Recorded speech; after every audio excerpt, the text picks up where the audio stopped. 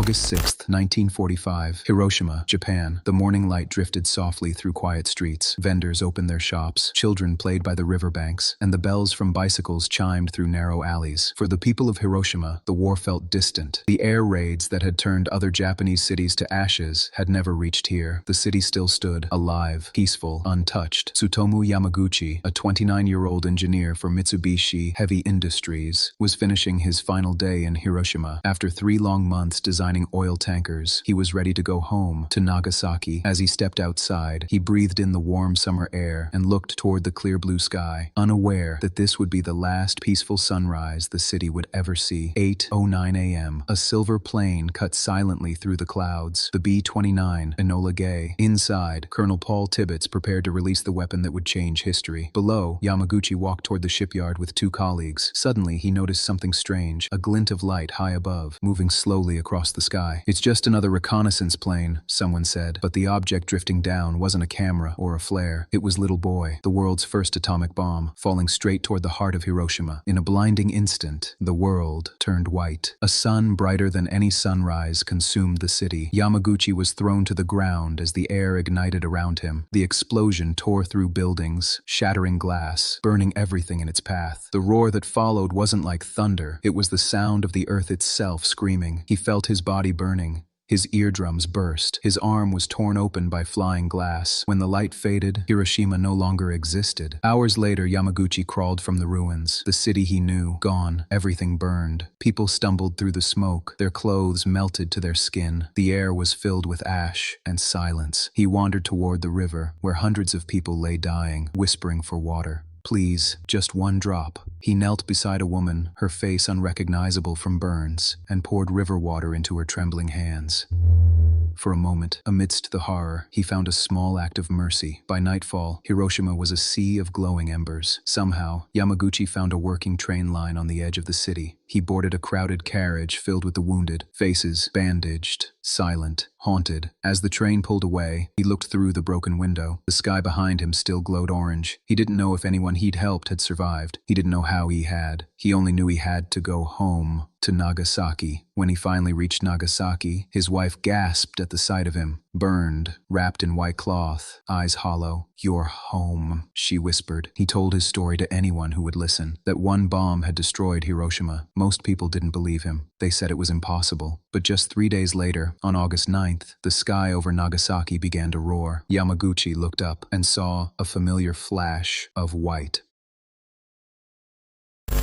August 7th, 1945. The morning after Hiroshima's destruction, Tsutomu Yamaguchi stood in his small Nagasaki home, wrapped in bandages. His wife, Hisako, helped clean his wounds, her hands trembling as she dabbed the burns on his neck. "It was like the sun fell on us," he whispered. Hisako tried to understand, but how could anyone imagine what he had seen? The city, the people, gone in a single flash. Yet even as he spoke, Yamaguchi's mind burned with disbelief. He had escaped the fire once, but fate, it seemed, was not done with him. The next day, despite his injuries, Yamaguchi returned to work at the Mitsubishi office. His supervisor demanded a full report on what happened in Hiroshima. As Yamaguchi described the blinding flash, the mushroom cloud, the burning wind, no one believed him. "You're exaggerating," one man scoffed. Yamaguchi slammed his fist on the table. "I saw it with my own eyes. One bomb destroyed an entire city." The room fell silent. For a moment, only the ticking of a wall clock could be heard. August 9th, 1945, 11:02 a.m. The sound of distant engines filled the air. Yamaguchi, mid-sentence, stopped talking. That sound, he knew it, the drone of a B-29 bomber. He ran to the window and shouted, "Get down! It's coming again!" The sky outside flashed white. Another blinding light, another wave of fire. The second atomic bomb had fallen, this time on Nagasaki. The blast shattered the building. Glass, wood, and fire filled the air. Yamaguchi dove beneath his desk as the office collapsed around him. When the roar ended, he crawled out into smoke and dust. Flames tore through the streets. The same deafening silence. The same sky turned black. The same smell of burning air. "No, not again," he whispered. He stumbled through the debris, searching for his wife and child. His neighborhood was in ruins, houses crushed, trees turned to ash. He found his home half destroyed, the roof gone. He called out for Hisako, no answer. Then he heard a faint cry. Beneath the floorboards, in the small cellar, Hisako held their baby tightly, both alive. The moment he opened the hatch, tears filled his eyes. He fell to his knees, whispering thanks to a sky that had given him 2 chances to live. But as the smoke thickened outside, he realized survival was not mercy, it was a burden. That night, Nagasaki burned, the second city to fall beneath a sun not born of nature. Yamaguchi looked toward the hills, watching the sky flicker red. He could no longer cry. The world had crossed into something beyond imagination. In one lifetime, he had seen 2 cities erased, 2 suns rise where no sun should ever be, and from that night forward, he carried not just his scars, but the story of what mankind had done to itself.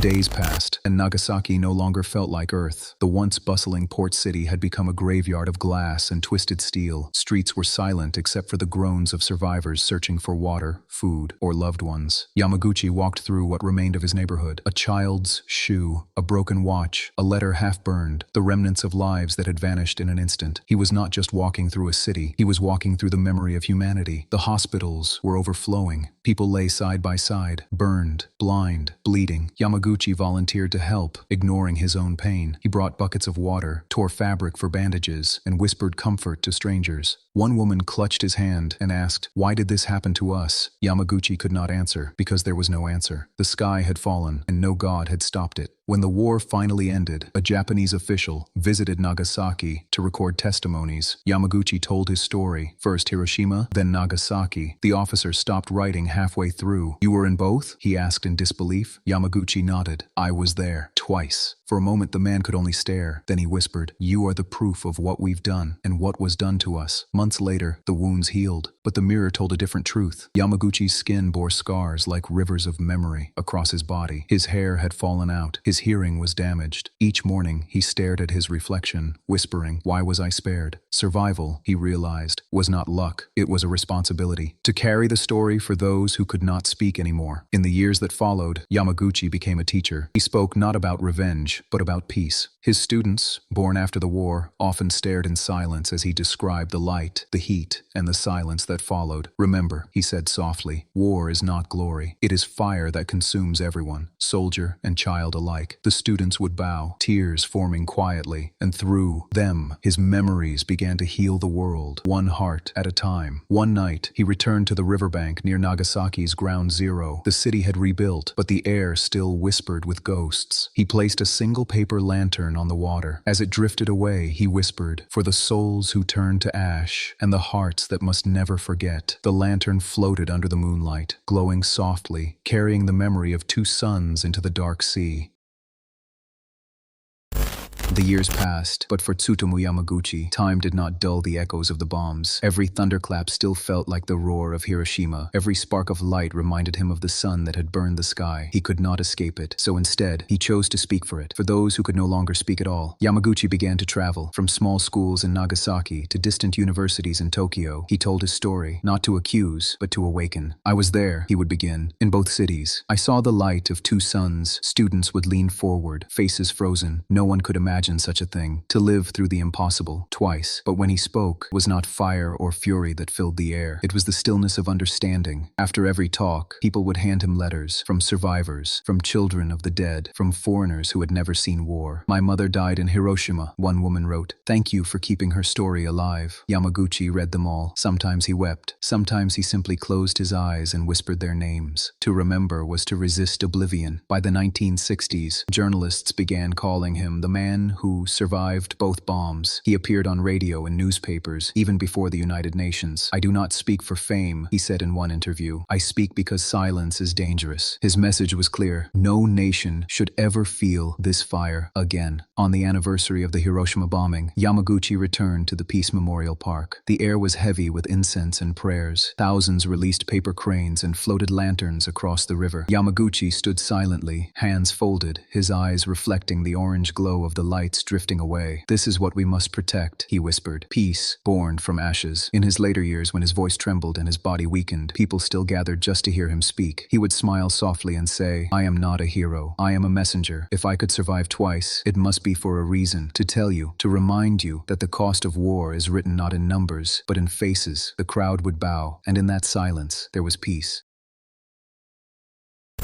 The years flowed like rivers, and Tsutomu Yamaguchi grew old beside the sea. The city of Nagasaki had changed. The scars had been paved over, the children laughed again, and the skyline glowed with neon where once the sky had burned. But for Yamaguchi, the past was never truly gone. It lived in the rhythm of the waves, in the silence before dawn, in the faces of those who still remembered. He would often sit by the ocean, holding a small paper crane. "The sea took my pain," he would whisper, "but it gave me peace." In 2005, Yamaguchi attended one of his last memorial ceremonies. Survivors gathered beneath white tents, their frail hands holding photographs of those long gone. Bells rang across the city, one for every year since the bomb fell. Yamaguchi stood, his cane trembling, and said only 6 words: "We are the light that remains." The crowd fell silent, and even the wind seemed to pause. One day a young student sent him a letter. "Sensei," it read, "I dream of a world where no sky burns again. I will remember your story." Yamaguchi smiled as he read it, his tired eyes filling with tears. "Then," he whispered, "my pain was not wasted." He folded the letter and placed it beside his family photo, his wife, his children, his grandchildren. Life, once stolen from him, had returned tenfold. On January 4th, 2010, Tsutomu Yamaguchi took his final breath. The man who had survived 2 atomic bombs passed away, not in fire, but in peace. His story spread around the world, and people began to call him the last light of Hiroshima and Nagasaki. Even in death, he carried no hatred, only the message he had repeated all his life: no one should ever endure what I endured. Years later,